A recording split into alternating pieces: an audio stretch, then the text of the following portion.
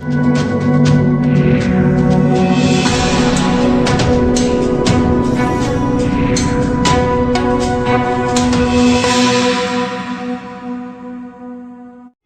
नेहरू युवा केंद्र मना रहा 15वां आदिवासी युवा आदान प्रदान कार्यक्रम। अलीपुर नेहरू युवा केंद्र मना रहा 15वां आदिवासी युवा आदान प्रदान कार्यक्रम का आयोजन किया जा रहा है, जिसका उद्घाटन आनंद धाम ट्रस्ट बकरवाला दिल्ली में किया जाएगा। ये कार्यक्रम कल से शुरू किया जाएगा और ये कार्यक्रम पूरा एक सप्ताह चलेगा, जिसमें 2 राज्यों के 8 जिलों से करीब 200 युवा यहां पर इस कार्यक्रम में भाग लेंगे, जिसमें छत्तीसगढ़ व महाराष्ट्र के 8 जिले शामिल किए गए हैं। मेरा नाम पूनम शर्मा है, उपनिदेशक नेहरू युवा केंद्र नॉर्थ दिल्ली से हूँ। आज जो प्रेस कॉन्फ्रेंस हम लोगों ने रखी है, एक बहुत महत्वपूर्ण कार्यक्रम हम लोग करने जा रहे हैं, 15वां ट्राइबल यूथ एक्सचेंज प्रोग्राम। ये कार्यक्रम हम गृह मंत्रालय के साथ मिलकर कर रहे हैं और हमारा जो अपना मंत्रालय है, ministry of youth affair and sports, उसको सपोर्ट कर रहा है। इस कार्यक्रम में हम लोग जो नक्सलवाद एरिया के जो बच्चे होते हैं उनको हम बुलाते हैं। 200 यूथ, ट्राइबल यूथ इस बार छत्तीसगढ़ और मध्य प्रदेश से यहाँ पर आ रहे हैं। टोटल 8 जिलों से यूथ आ रहे हैं, उनके साथ 20 एस्कॉर्ट्स आ रहे हैं। ये कार्यक्रम गृह मंत्रालय का एक बहुत ही महत्वपूर्ण कार्यक्रम है, जिसमें हम लोग इन यूथ को 7 दिन का एक कार्यक्रम शेड्यूल हम लोगों ने बनाया हुआ है। अलग अलग इसमें कार्यक्रम रहेंगे, कुछ हमारे विजिट्स रहेंगे, कुछ एकेडमिक सेशंस रहते हैं इसके अंदर, कुछ हम इंडस्ट्री विजिट इनको कराते हैं, इंस्टीट्यूशनल सेक्टर्स में लेके जाते हैं, वहाँ के बच्चों के साथ इनका इंटरेक्शन होता है। मेन पर्पस इस कार्यक्रम का रहता है कि जो ट्राइबल नक्सल एरिया के बच्चे हैं उनको हम मेन स्ट्रीम में कैसे लाएं। जो भारत इतना प्रोग्रेस कर चुका है वो अपनी पढ़ाई भी वहाँ पे पूरी नहीं कर पा रहे हैं, तो यहाँ पे आके देखते हैं कि कितना हम लोगों ने तरक्की कर ली, हम कहाँ पे पहुँच गए हैं, हमारी इंडस्ट्रीज़ कितनी आगे बढ़ गई है, जो हमारे यूथ है जो पढ़ रहे हैं कॉलेज में कैसे पढ़ रहे हैं, तो उनके अंदर भी कुछ बाहर निकलने की भावना आती है कि हम भी वहाँ से निकल के कुछ अपने देश के लिए, कुछ अपने भविष्य के लिए कर सके। इस कार्यक्रम में मेन पर्पस यही है। ये कार्यक्रम हमारा बक्करवाला में आनंद धाम आश्रम में हम लोग कर रहे हैं। सुधांशु जी महाराज जी का आश्रम है ये, वहाँ पे इनका स्टे भी है, खाने पीने का अरेंजमेंट है। आ गया। उस दौरान कौन कौन मौजूद रहेंगे? जो कैंप लगाया गया है 7 दिन का, उसमें कौन कौन मौजूद रहेगा? इस कार्यक्रम में हमारे अपने ऑफिशियल्स रहेंगे, सारे जो ऑफिसर्स हैं वहाँ के कैंप में ही रहेंगे, बच्चे रहेंगे, कुछ वॉलंटियर्स हैं हमारे साथ।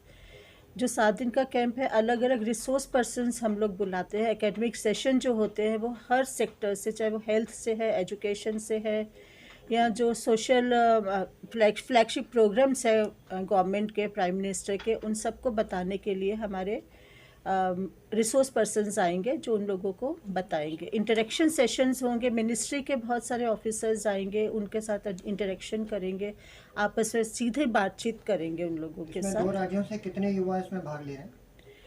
इसमें छत्तीसगढ़ के 7 और मध्य प्रदेश का 1 जिला शामिल है। टोटल कितने युवा इसमें भाग ले रहे हैं? इसमें 200 यूथ आ रहे हैं 8 जिलों से, उनके साथ उनके 20 एस्कॉर्ट्स आ रहे हैं। टोटल 220 लोग भाग लेंगे इसमें। इसका मोटो क्या है, उद्देश्य क्या है इसका?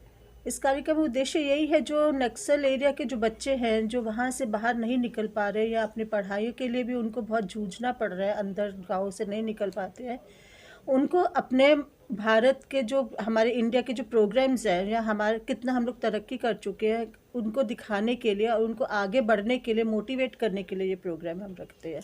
क्या लग रहा है कि परिवर्तन आएगा इसके बाद जो आप लोग मोटिवेट करोगे? बिल्कुल बिल्कुल आता है। उसमें से अगर हम 200 बच्चा भी अगर बुलाते हैं, उसमें से अगर 3 या 4 बच्चे भी कोशिश करते हैं कि अपनी पढ़ाई आगे जारी कर सके या बाहर निकल सके और नौकरी पा सके अच्छी, और गवर्नमेंट के ऐसे बहुत सारे प्रोग्राम्स भी चलते हैं, जिन बहुत सारी स्कीम्स है जिनको वो आगे बढ़ने के लिए उनको मोटिवेट करती है और सहायता भी करती है। स्टडी में किस तरीके से सहायता की जाती है उन लड़कों की?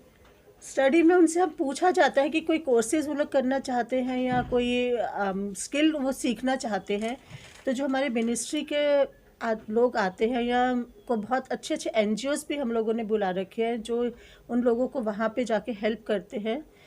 तो उनके चाहे वो मॉनिटरली हो या उनको आगे जॉब दिलाने के लिए हो, उसके लिए हम लोग पूरा प्रयास करते हैं कि उनके वो टच में रहे, ताकि वो उनसे जॉब वगैरह ले सकें, या अपनी जो भी उनको स्किल लेनी है या पढ़ाई करनी है वो आगे बढ़ सकें उसके लिए। मैडम, पूरे भारतवर्ष में जी पूरे भारतवर्ष में जो आपने कहा कि नक्सल प्रभावित क्षेत्र, हाँ जी नक्सल प्रभावित क्षेत्र का आपने 2 राज्यों का जिक्र किया। जी अदर राज्य भी तो हमारे देश में नक्सल प्रभावित हैं। बिल्कुल है। हमारे दिल्ली में ये राज्य आ रहे हैं। इस तरह के पूरे इंडिया में हमारे 25 कार्यक्रम होने जा रहे हैं इस साल। टोटल 5000 यूथ इसमें आएगा। हर प्रोग्राम में 200 बच्चा पहुंचेगा। तो वहाँ पे जहाँ पे अलग अलग राज्यों में और प्रोग्राम्स हो रहे हैं, उसमें और राज्यों से बच्चे आ रहे हैं। ये दिल्ली में, दिल्ली के हमारे जो है छत्तीसगढ़ और मध्य प्रदेश दिया गया है। बाकी जो और जगह पे प्रोग्राम्स होंगे उन्हें अलग राज्यों से बच्चे आएंगे, चाहे वो उड़ीसा से हो, बिहार से हो, झारखंड से हो, महाराष्ट्र, वो वहाँ पे पहुँचेंगे। इसमें युवाओं के लिए भ्रमण कार्यक्रम भी रखा गया? जी, हमने इसमें इंडस्ट्री विजिट रखी हुई है, एक इंस्टीट्यूशनल विजिट रखी हुई है, दिल्ली की साइट सीइंग है। CRPF कैंप में हम उनको एक दिन लेकर जाएंगे, उनके साथ इंटरेक्शन होगा वहाँ पे। और इस तरह कोशिश ये है कि हायर जो अथॉरिटीज़ हैं उनके साथ भी उनका इंटरेक्शन करा सके, चाहे वो प्राइम मिनिस्टर हैं या हमारे मिनिस्टर हैं या हमारे राष्ट्रपति हैं, किसी से भी उनका कोशिश ये रखेंगे कि उनसे एक मुलाकात करा सके। जो मिनिस्टर गृह मंत्रालय के और हमारे युवा कार्यक्रम एवं खेल मंत्रालय के अधिकारीगण रहेंगे और नेहरू युवा केंद्र संगठन से रहेंगे। सुधांशु जी महाराज का आश्रम ही क्यों चुना आपने? देखिए, हमें जगह चाहिए, 200 बच्चा जहाँ पे एकोमोडेट हो सके। दिल्ली में ऐसे कोई बहुत ज़्यादा हम लोगों को मिला नहीं जहाँ पे पूरा इतना अच्छा वातावरण हमें मिल सके। अच्छा, तो वो एक बहुत अच्छा वातावरण, मोटिवेशनल है। अगर वहाँ पे विज़िट करेंगे आप लोग भी तो आपको भी अच्छा लगेगा कि एक तो बहुत शांत वातावरण है वहाँ पे, जगह बहुत अच्छी है, बच्चों का रहने का बहुत अच्छा इंतज़ाम है, खाने पीने का बहुत बढ़िया इंतज़ाम हम लोगों ने करा हुआ है। जी, ये सारा खर्च गवर्नमेंट की तरफ ये से हो सारा रहा है। गवर्नमेंट की तरफ से हो रहा है। एक बच्चे पर कितना खर्च आता है, कुछ अनुमान है आपको?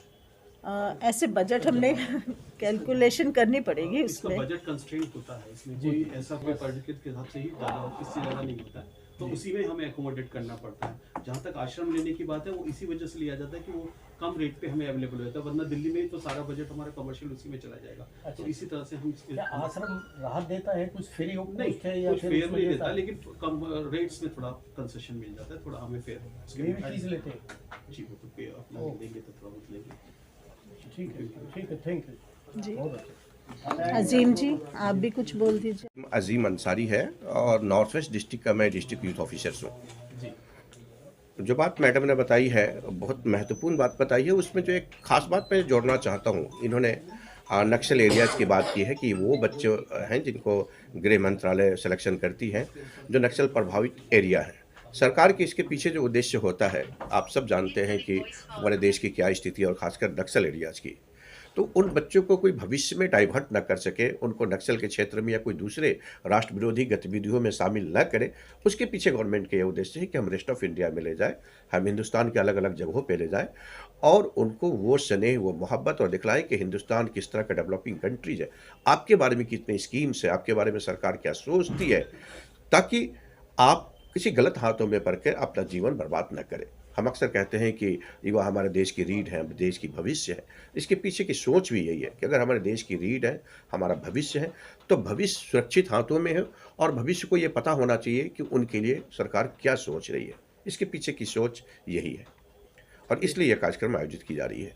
भविष्य में इस प्रोग्राम को चल रहा है ये प्रोग्राम, और जैसा मैडम ने बताया कि 25 इस साल वित्तीय वर्ष में सैंक्शन है और पिछले कई सालों से ये प्रोग्राम चल रहे हैं और आगे भी चलते रहेंगे, ताकि राष्ट्र इसके लिए चिंतित है कि हमारी जो युवा पीढ़ी है वो बेहतर हो, वो एक ऐसे सुरक्षित हाथों में रहे जिनसे उनका भविष्य न सिर्फ वो अपना भविष्य सुरक्षित कर सके, जब वो मजबूत होंगे, वो ठीक होंगे, तो स्वाभाविक है कि राष्ट्र हमारा मजबूत होगा और एक देश की जो सोच है, खासकर 1947 की, कि हमारा देश कैसा हो, भारत कैसा हो, उसके बारे में हमें एक मजबूत स्तंभ मिल जाएगा कि हम देश को एक अच्छे रास्ते पे ले जाएं।